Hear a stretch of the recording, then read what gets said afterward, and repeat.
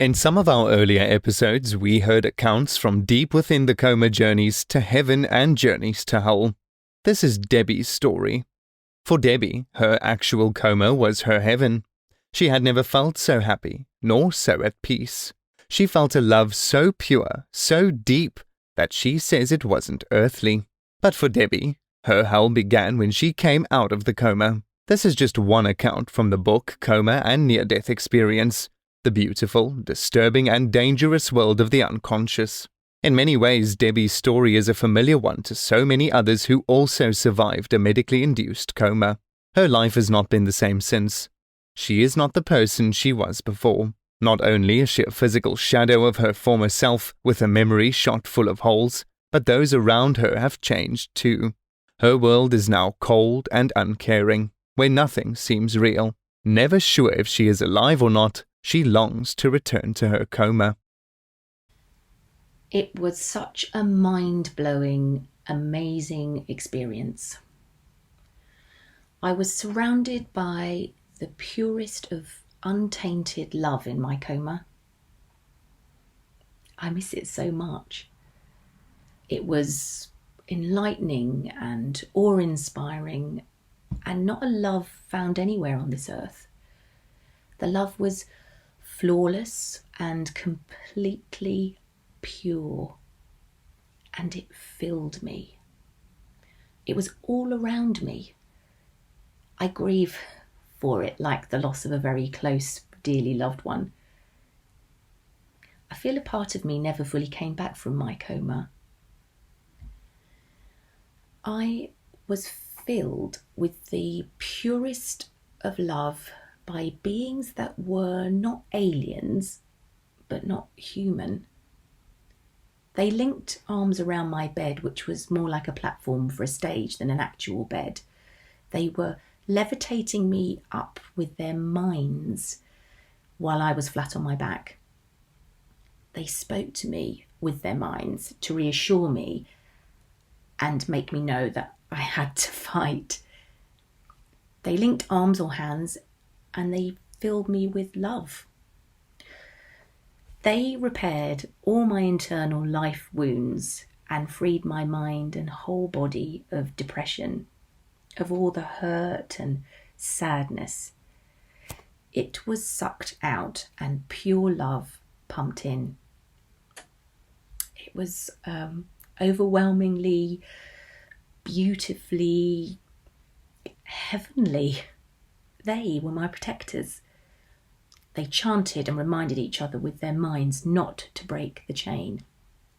I was aware they couldn't hold their position forever to protect me from death.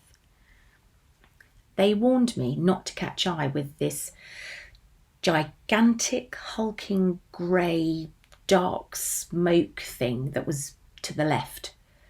It was inactive or asleep, but moving in its dark corner.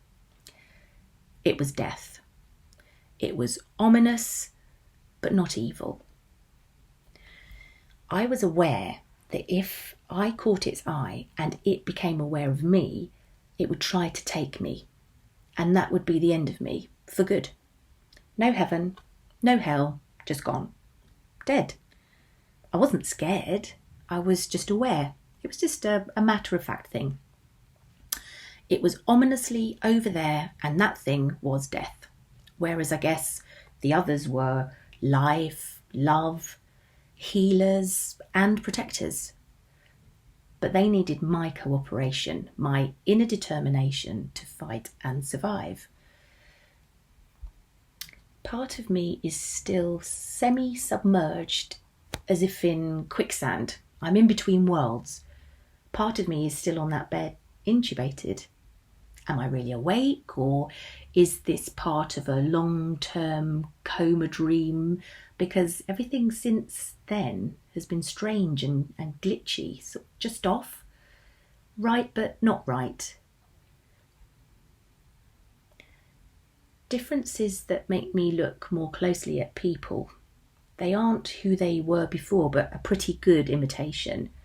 I can see people for who they truly are. These are not people or family I had before. Nothing seems real. Things seem staged. People look like actors. Everything has a sinister feel.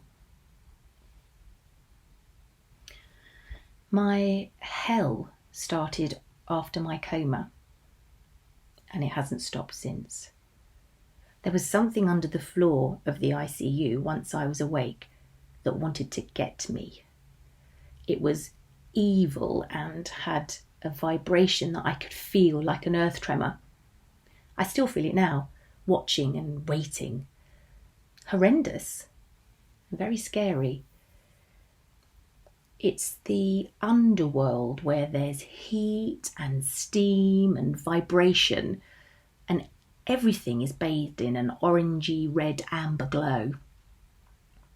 In ICU, there was a nurse with bloodstains on her uniform who looked like she belonged in an asylum porn film.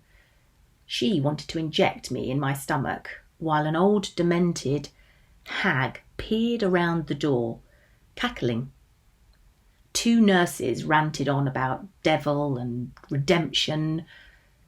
I kept quiet about most of it.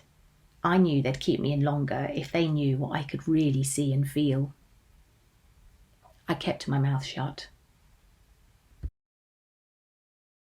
That was Debbie's story, read to us by Nikki Woolard, and just one of many accounts from the book Coma and Near-Death Experience. Alan Pierce is co-author of the book. Alan, at first Debbie's experience seems to resemble accounts from those who have used psychedelic drugs. Is something similar happening here? Yeah, very, very much so. There are remarkable similarities between events within coma and those experienced by people experimenting with psychedelics. It's been shown that a key element of the brain, the part that regulates our conscious reality, the default mode network, is switched off when people experiment with psychedelics. It's also been shown to switch off during the deepest states of meditation, and it's been clearly demonstrated to switch off within coma, and this leads to an expansion of consciousness. On top of that, there's a naturally occurring psychedelic compound found in humans, DMT. I won't try to pronounce it. Doctors can't tell us where we produce it, they can't tell us why, but they can detect it within our systems when they look for it. And when you compare the experiences of people sampling the Amazonian mystic brew, ayahuasca, the active ingredient of which is DMT, they report remarkably similar events to those in coma and within the near-death experience. It seems that nature, or God, call it what you will, has given us something that eases our passing and possibly opens a gateway to what lies beyond. And we can see it clearly in coma. But when doctors place someone in a coma, they have no idea where they're sending them. And when they come back with accounts that would blow most minds, they're marked down as delirious. But coma is clearly opening gateways to other levels of existence, and science just doesn't want to go there. Is it common that coma survivors wish they had never returned? Yes and no. Those that experience nightmarish events within coma never want to go back. They don't even want to go to sleep because they fear going back to the very depths of hell. But for those that have beautiful experiences like Debbie that resemble the near-death experience, they've never known such happiness or joy. And this is especially true of those who find themselves teetering between this life and the next. And when you've experienced something like that, you just long to go back. And this is especially true for those who go on to suffer the terrible after effects of coma. So many just wish they had died in that moment, and they often do regret coming back. Who do you hope will read your book? This really is a book that every one of us should read because statistically, the events in this book could easily happen to any one of us. And people need to know just how dangerous this procedure is and how often entirely unnecessary.